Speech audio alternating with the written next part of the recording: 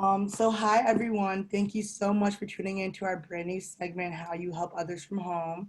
Here at the Dayton Foundation, we really wanted to do this to show how we've welcomed all of you guys into our homes, despite not being able to be in our home at 1401 South Main Street. So today we have Patrick Gill and Michelle Brown, both from the foundation joining us. And do you guys want to introduce yourselves and kind of say a little bit about what you do? Sure, I'll Go ahead, start. Patrick. I'm Patrick Gill, Executive Director of the Montgomery County, Ohio College Promise Program, which we provide poverty-impacted students an opportunity to attend and graduate college at little to no cost to their families. And we provide them with mentoring support when they're in high school. I'm also Executive Director of the Dayton Montgomery County Scholarship Program, which is a need-based access scholarship that we give to students in Montgomery County as well. And I help to, there's a couple special scholarships I oversee at the Dayton Foundation with the Key Bank Scholarship and the GM for Juniors. I'm Michelle Brown. I'm the Director of Scholarship Services. So we manage over 200 different scholarship funds, and we work with donors to get scholarships set up, and then we work and get them all awarded, and then work with the students on the back end to get the scholarships paid out to their schools. Oh, cool. So as you both know, and as everybody watching us knows, we are in a pandemic, and that has affected a lot of how we are working, how kids are going to school, and we are in this whole remote learning environment. And today I kind of just want to touch on that and just to see kind of how that has influenced your work in any way, if in any way at all. So I guess my first question to you is, how has the pandemic influenced your work? And if it has, how so? I would say the biggest thing is just having to create new processes to be accommodating for students, but still have the same delivery of services and ensure the students get what they need in order to begin school. I mean, the way it happened was it was tail end of spring semester, so there wasn't a whole lot of an impact initially, but definitely gearing up for fall semester for our students. We wanted to make sure that we were funded and we were still able to provide the services for them. Yeah, I would agree with what Patrick said, and we all had just a couple days to change a lot of our processes, and Patrick and I sat down and had to work up a couple new things for all our students who renew their scholarships every year, like how we're going to reach them, track them down because they weren't at their address at college. A lot of them went home. So we reworked everything to go electronic with it all. And so just little things like that have, been quite a process. Okay, so what would you kind of say the biggest difference is from your work in the office to how you've had to transfer to your work at home? There's a lot that we're learning we can do remotely. That if we have the same systems and everything, we're able to still process awards and make sure that the students get their checks on time. So I'd say that a lot of it's the same. I would say that us being available for students has been different, that they're not going, there's a lot of back and forth and trying to connect with students. They can't find us in our office as they normally would. I think there's some other changes, especially with the College Promise program that we're seeing at the start of the school year. But a lot of, I think we've realized, my office has realized that a lot of this we can do. Yeah, same here. Working from home has been pretty seamless, and there's different things that we have to do differently, but I think it's better because everything is electronic. You're saving on printing things, and just realizing that, yes, it can be done. And actually, I think it's probably more efficient. It's made me be more efficient to be working from home and having that time where, you step out and do something, but then I'm available in the evenings where a lot of the students are available. And so that communication's been easier. Okay. Patrick, you just kind of mentioned how College Promise has been impacted a little bit. Do you want to touch on that a bit more, kind of see what differences have been made? Yeah, so one of the changes or challenges was every year we select 50 volunteer mentors. We select 50 students who are paired with a volunteer mentor. So we had already selected the students this year, and we were going through the process of selecting mentors. At the start of the pandemic, there were some individuals who decided that it wasn't a good time to do so. Interestingly enough, there was a lot of interest in the past month or two. We ended up securing all the mentors we needed for the start of the school year. However, as we're planning for the school year, some districts who've already started, they're all different. We have 16 different schools that we're working with at any given time, and they all have different options for students. They're all delivering their content differently. They all have different schedules. So it's not a one-size-fits-all as we plan for the school year. We're also, all of our volunteers are required to connect with their students remotely, so we're not allowing visitors, even if the schools allow them. So we've said, you have to find a way to connect with your students. And part of our job now is to be able to help make that at least initial connection so that they're being able to connect and being able to meet on a weekly basis as they normally would. But there's going to be some kinks that need ironed out, and it's just, we're going to go at it one day at a time and have more. Our plan is to have more meetings where we bring everybody together and try to troubleshoot issues that our mentors are having. And I'm assuming that's going to be on the video-based platform like a Zoom, a Skype, or something like that. Correct, yeah, but then we run into challenges with ensuring that the students have the proper technology if they're in school, making sure typically they're a captive audience. So our school connection, who we call our school liaison, brings them to a location, and the mentor meets with them right there. So this will be ensuring that they have the setup that they need. If they're working remotely, we want to ensure that they have the setup they need. So ideally what happened, video conference like this, worst case scenario, they're connecting by phone, which was what was happening at the end of last semester a lot. So as long as they're meeting weekly, we just want to make sure that the student has this challenges that, especially for a freshman, we're going through a lot of change right now. So so it's a lot to kind of pile on them at once. So we're kind of understanding and asking our mentors not to meet with their students, at least.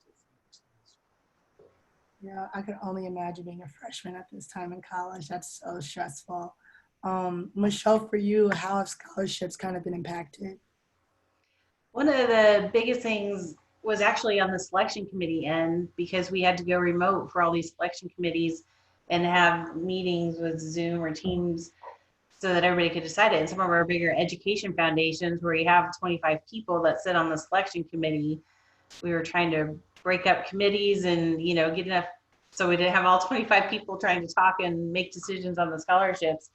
So we really had to rework it and think about what the best way is to do it. And actually it all worked out pretty well. I think it taught us that we could do a lot of these selection committee meetings that would last 3-4 hours. We were done in an hour, because we had it all organized. This is what we're going to talk about, and try to get through the Zoom meeting, and everybody came prepared and ready to go. So I think that was a beneficial thing. And then, like Patrick said, on the other side, with the student side, just working with them through all the changes and trying to figure out what they're doing. And we've had a lot of students switch schools at the last minute because they realized that their college was probably going to go all online or something like that. They said, wait a minute, I'm going to go to a different school, or I'm closer to home and I can just live at home and save some money right now. So those would probably be the biggest things that we've seen. So if a student decides to switch schools at the last minute, what happens on your end? Is that just a simple paperwork type of issue, or is it more into that process? It is, of course, a paperwork issue, but the biggest thing that happened is we send all our checks out in July, and the second week in July, we mailed pretty much all of our checks. And then school started shutting down, coming up with different plans for COVID, and then students were changing it. So the checks are already out, so we had to wait for checks. We're still waiting for some checks to be sent back to us so we can reissue them to their new schools. And we've seen that quite a bit. And I don't blame the students at all, but they always email and they feel bad. Oh, I just changed my mind. I'm like, not a problem. It just takes more time for them to get their money into their account, but we can fix it. We can work with it. Yeah. So outside of both of your regular work duties, have you seen yourself kind of assisting students in any other way? I think with, the decision-making process in some ways, in many ways, we're just, a student has their mind made up. We provide a service. In most respects, it's getting them a check to help with their education, help with funding. So they're making all the decisions with their families. I think, there's with this uncertainty, they're looking for some direction. So at least some of our students, especially our College Promise students who we have a good relationship with, they're coming to us and kind of asking what they should do or what their options are. So I think in more of the guidance aspect of it, typically they have their minds made up and we're just getting them what they need. Same here. It's, they've made their mind. They're just asking what their options are is the questions I find myself answering a lot. Okay. So we kind of already hit on what kind of goes into planning for the upcoming school. And I know both of you kind of have a very extensive background in education. I did my research.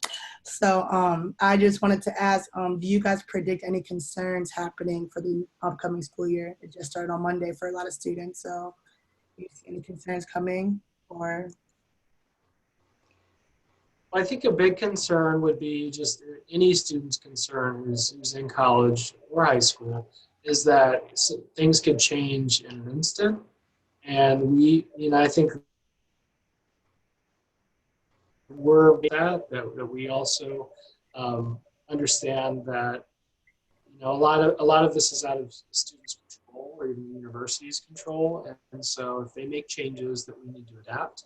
So there could be a lot more of students making changes mid-semester, or like at the end of the semester, and we need to issue a check to another school. They're going to be going remote, so there's just different considerations that we have to think through. So I think that we're relying on, we're kind of secondary to what the school decides, the university decides. So we're reactionary in this situation. So unfortunately, there's not a whole lot of proactive planning we can do that the universities are trying to do to get in front of us. I think we're just trying. My message to our students who've gotten scholarships from us, especially our renewal students, is just to talk to us and let us know what's going on. Because a lot of times students think, oh my gosh, I've changed schools. I'm not eligible for the scholarship anymore. And so we have a lot of communication out to them saying, yes, you are still eligible. Just let us know what's going on and let's work together to fix it. So just making sure and trying to get the word out to the students that we don't bite. We're very friendly and we will help you. So along with concerns, let's go to like predictions and hopes for the upcoming school year, for next school year even. Do you guys see maybe an increase in scholarships or an increase in people that would like to be mentors, or maybe even a decrease because of what's going on? You kind of see that happening for next year? I'd say, I think everybody's hope is that there will be a return to normalcy, maybe even as soon as spring semester.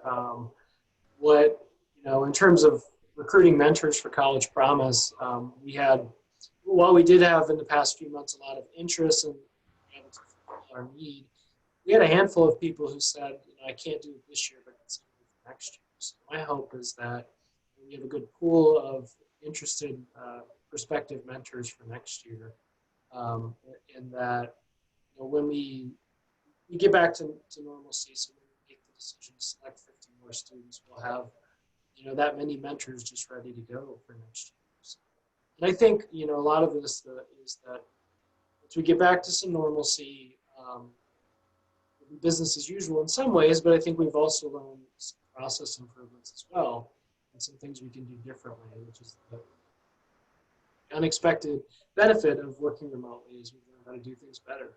All right. Definitely. It's so hard to predict what college will look like because everything's changed so much and going online and students making different decisions based on where they're going to work and where they're going to do their classes, if they're going to stay home, go to school. And a lot of these colleges and universities are starting to suffer financially. So what the picture is going to look like 2 years from now will be very interesting. It's so hard to predict and know what will happen. Yeah, there may be a lot of shifting. I mean, if schools shut down as people have predicted, that doesn't mean the students are still going to want to get a good education. So there's going to be a lot of transfers and other issues that we'll have to deal with on the back end.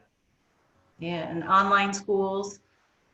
I think more and more students will go to online schools, and then the concern is, is it a for-profit online school? Is it an accredited online school? So I think we're going to have to become savvy in all the different types of online options that are out there. Yeah, I didn't even think about that part of it, like online school, whether it's accredited or not, and how that goes, and receiving scholarships. That's never crossed my mind. So wow. So my last question for you guys would just kind of be, how can the community get involved? How can they help you out a little bit and help these students out? And this craziness of the world right now. I'd say for College Promise, it's exciting. It's an uncertain time, but it's an exciting time for us. It's a banner year for the program, in that the initial goal was that we would provide this opportunity to 500 students over 10 years. And we've achieved that goal this year. So it's pretty exciting. So we're going to still do what we can to get the word out about what we've accomplished these past 10 years. And our goal is to continue it. So I would say just, this was really a community effort to begin. And we would just like the community to be aware and share the good word about what we've accomplished over these 10 years. So along with volunteering or donating or all those things, it's really just, messaging to the community about what we've been able to accomplish. And one of the things we started, because we didn't know what students were going through, and so we started an emergency scholarship fund that we're just going to leave open this year, where students who've received scholarships from us in the past, anytime in the past 4 years, if they're still in school, if they're in some sort of a predicament where they're short a couple $1,000s to complete, they just need that last couple $1,000s for their tuition payments, or something's come up with their family and their financial aid package has changed. We just put it out there to kind of see what would happen. And initially we wound up, I think we have about 60 or 70 applicants in there. And most of them were just applying to apply, but there were 3 students that we came across initially that do need that extra help. We had a student who had been affected by the tornadoes in 2019, and now her parents have lost her jobs, and she's just trying to stay in school. So we are seeing situations like that. I suspect we're going to see more and more of them, with the high unemployment and things like that. So we're leaving that fund open. And if, as a community, we've already had some really neat community support for that fund. So I think that's something that we'll continue and hopefully be able to continue to offer to our students who've already gotten scholarships from us, and we can help them kind of bridge that gap if they have a gap in their tuition needs. That's really cool, and that's accessible on the website for everybody to see and donate to. Mm-hmm. Cool. Well, thank you guys for joining me today. We're gonna wrap up. To everyone that's watching, thank you for joining us. I hope you enjoyed our segment today. This is the very first one, and there will be more to come, so please stay tuned. Have a very, very happy week. Have a great weekend. And Patrick and Michelle, thank you guys once again. Thank you so much. And yeah, I'll see you guys. Thank you. Okay. Good job. Bye. Take care. See ya. Yeah. Bye.